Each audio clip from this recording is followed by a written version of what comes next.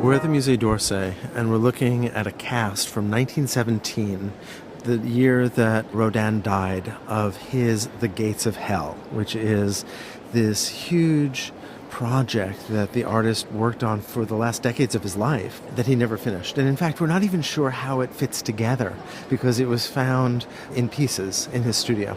And so we're looking at a plaster cast, to be specific. It's impossible to think about doors without thinking about Ghiberti's doors on the baptistry of the Cathedral of Florence, which were called the Gates of Paradise because they were so beautiful. So this is a modern answer to that, isn't it? Right, because of course those depict biblical scenes from the Old and New Testament, but here we're really unmoored from that tradition, from that iconography in many ways. It's a literary tradition, and it's referring back to Dante, but ever so loosely.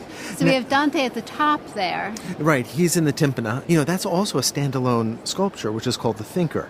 And it is here Dante, in a sense, gazing into hell. I think we should actually say right up front that this was a commission, and this was intended to actually be for a building that was to be on the site of the Musée d'Orsay, which was to be a museum of decorative arts, which was never built. But this was a commission that Rodin got, and when he had finished the design of the doors, he was ready to cast it, but then the project itself fell through, so he kept working on it.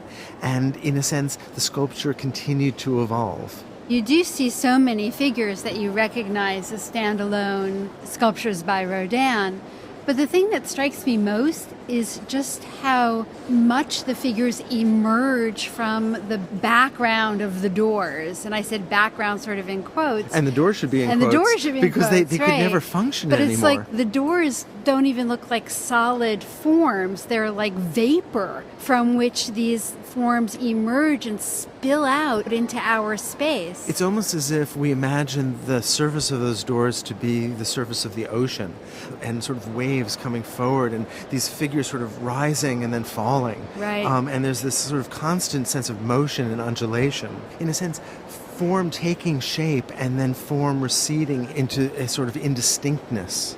Almost like a sense of eternal becoming. So this sort of foment of the creative, but this dark notion, because the standalone figures that we're seeing are figures that are tragic. We have Paola and Francesca, we have Ugolino.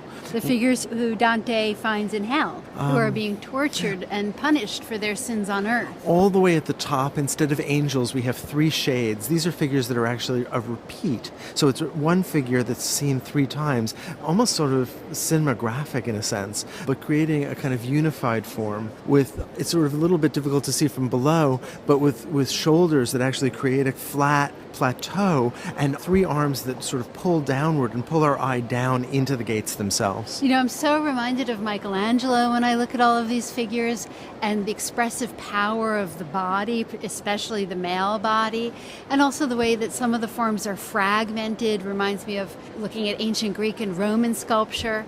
So this is a really modern reinvention of sculpture. Yes, clearly informed by Michelangelo, clearly informed by the classical, but this notion of the fragment itself, this notion of reuse, this notion of reworking, very much a 19th century, very much a modern notion. And in a way, I think the forms, although derived from the narrative of Dante's Inferno, really come to take on a kind of more universal significance about the human condition, about suffering, about sin, about emotion, and the power of the body.